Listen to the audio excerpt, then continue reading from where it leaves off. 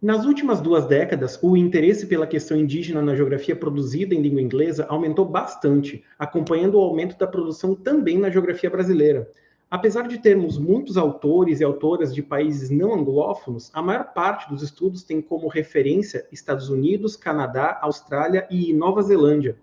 Quais as principais contribuições que esses estudos podem dar para nós no Brasil e principalmente na Amazônia? O que nos aproxima e nos afasta é o que tentamos responder no artigo A Questão Indígena na Geografia Anglófona, publicado na revista Terra Livre. O link está aqui na descrição do vídeo. Sobre os diferentes contextos espaço-temporais. Em Abiyala, aqui, nome usado pelos povos indígenas para denominar o que o colonizador chamou de América, identificamos a expansão geográfica e subjetiva do capital para territórios construídos sobre matrizes de racionalidade originárias, principalmente naquilo que é entendido como fronteira agrícola, fronteira do capital ou fronteira abissal. Nos países que falam inglês do norte global, os territórios indígenas estão profundamente imersos na lógica da mercadoria. Os dispositivos jurídicos brasileiros que impedem a venda de terras em assentamentos da reforma agrária, sob responsabilidade do INCRA ou da FUNAI, não encontram paralelo com o ordenamento normativo desses 4 países. Temos autores que falam das corporações Maori na Nova Zelândia e de cassinos geridos por indígenas nos Estados Unidos. Temos muitos artigos sobre a tensão entre a gestão comunitária indígena de áreas protegidas e a neoliberalização dessa gestão, como se as áreas protegidas fossem espécies de empresas privadas. Ocorre também que determinadas organizações indígenas se transformam em pequenas empresas gestoras de ativos ambientais, ou seja, que gerem, pela lógica do lucro, as áreas protegidas. Um grupo de autores demonstra que o olhar da geografia anglófona sobre a questão indígena apresenta muitos estudos preocupados principalmente com a disputa em torno de recursos naturais ou a escassez de recursos, e tem uma visão escalarmente empobrecida, onde o localismo é a regra, como se a escala local bastasse ao invés de um raciocínio transescalar. Para os mesmos autores, pesquisas anteriores partiram do pressuposto de que comunidades indígenas seriam estagnadas economicamente e culturalmente, e por isso não conseguiram avaliar as relações dinâmicas dos povos indígenas com processos exógenos. São pesquisas que não apreendem o movimento da realidade, deixando de lado uma análise dialética e considerando povos indígenas como estáticos, como se fossem resquícios de um passado bucólico. Porém, há geógrafas e geógrafos anglófonos preocupados com a colonialidade do saber na produção do conhecimento e de propostas metodológicas e comprometidos com um efetivo diálogo de saberes. Dá para destacar o livro de Sarah Radcliffe, Decolonizing Geography, ou Descolonizando a Geografia, de 2022. Foi um marco importante na consolidação de tais preocupações. Alguns artigos anteriores da mesma autora demonstram essa tentativa de descolonização teórica e metodológica, ainda que se trate de geógrafa oriunda e baseada no centro do capitalismo mundial, no caso, a Inglaterra. Ela publicou uma análise da implementação do Sumak Khalsai, ou Bem Viver, por parte do Estado equatoriano, um princípio central da Constituição do Equador de 2008 e um compromisso com preceitos indígenas de bem-estar coletivo, economia social e direitos da natureza. Esses compromissos, segundo ela, formariam uma estratégia pós-neoliberal inspiradora, mas a promessa do Sumak Khalsai não pode ser totalmente realizada porque o Estado não confrontou o dilema de longo prazo da redistribuição de terras ou de uma reforma agrária efetiva. Sobre a indigeneidade e o apagamento do território. O conceito que mais chamou a atenção foi o de indigeneidade, que em muitos textos é algo central. Para a Sarah Radcliffe, a indigeneidade é um conceito transdisciplinar que diz respeito, num primeiro momento, à qualidade de ser indígena. É o conjunto de processos e práticas socioespaciais pelos quais os povos e lugares indígenas são determinados como distintos em relação a dominantes supostamente universais. Em uma perspectiva daqui de Abiyala, e mais especificamente desde a Amazônia, parece que a indigeneidade é algo que já abordamos, mas sem utilizar exatamente esse termo.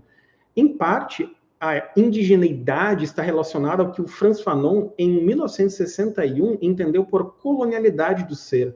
Os povos indígenas ou o ser indígena é atravessado por múltiplas determinações no mundo moderno colonial do modelo civilizatório capitalista.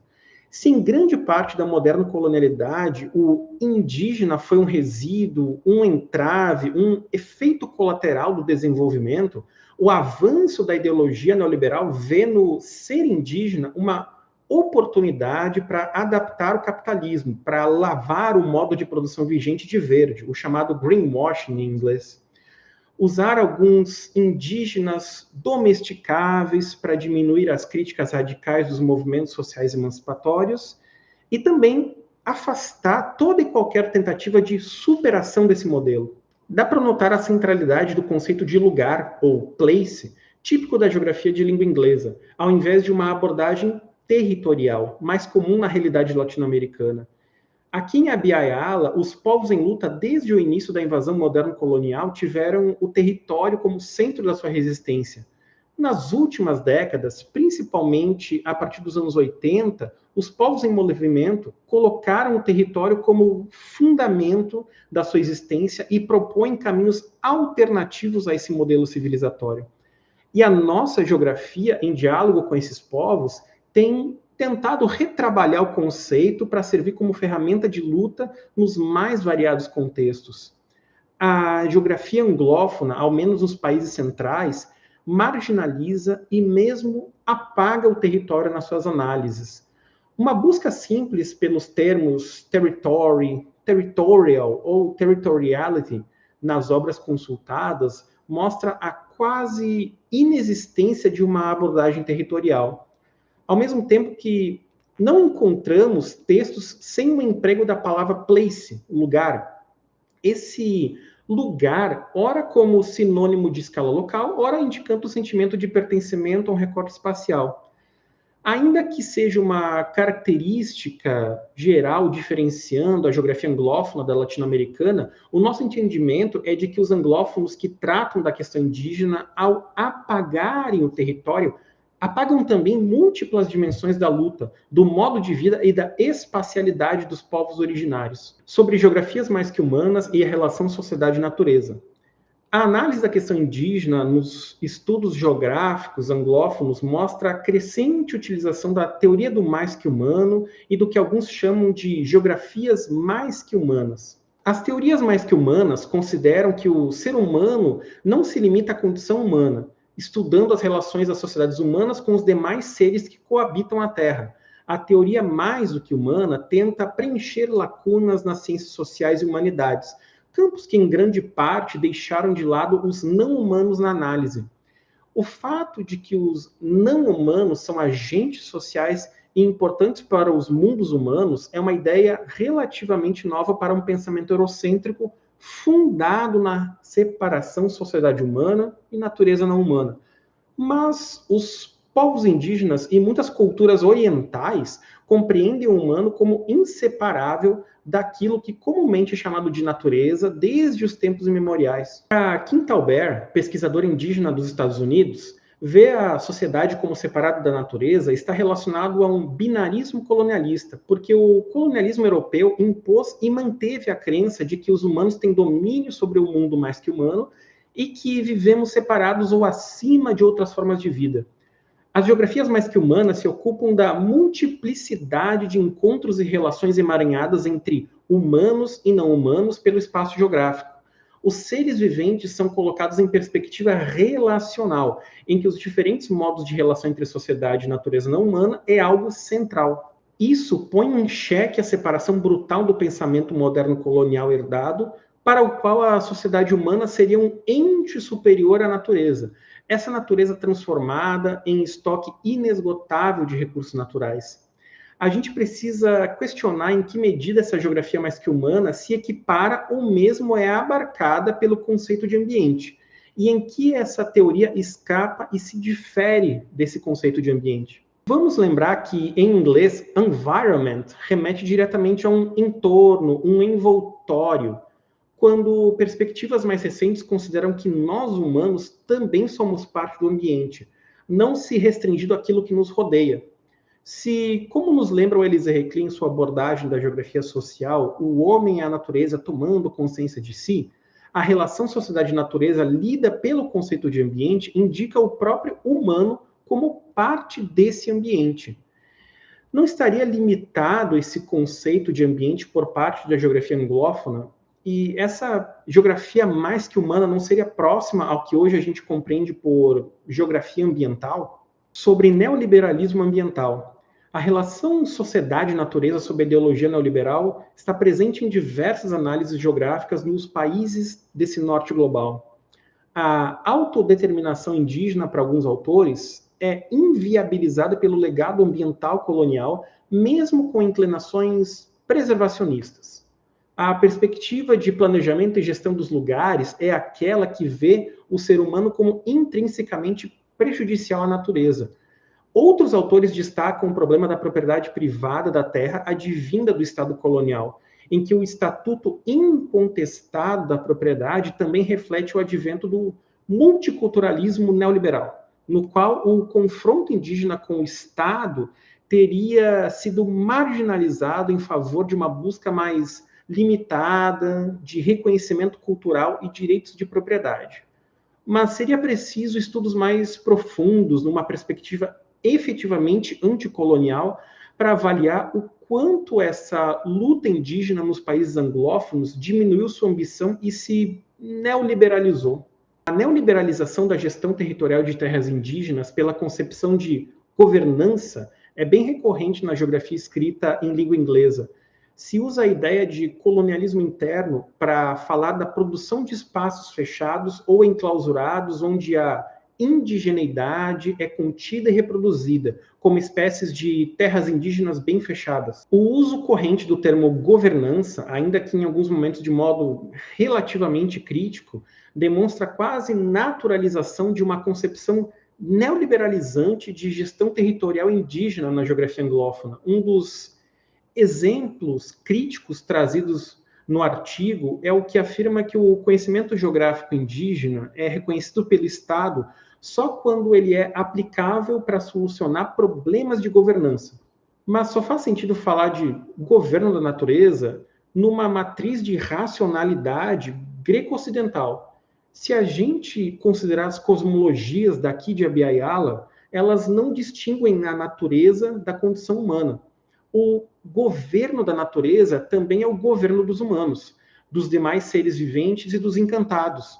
Não é possível, nas cosmologias originárias, falar do governo de apenas uma parte da vida ou da existência. Por trás do conteúdo ideológico da governança, nós temos a suposta inevitabilidade de indígenas se tornarem progressivamente empreendedores, esvaziando as experiências que apontam caminhos alternativos ou mesmo de incompatibilidade e ruptura com o modelo civilizatório capitalista. Alguns autores discutem uma governança ambiental com essa perspectiva limitada, ainda que velada, de inevitabilidade.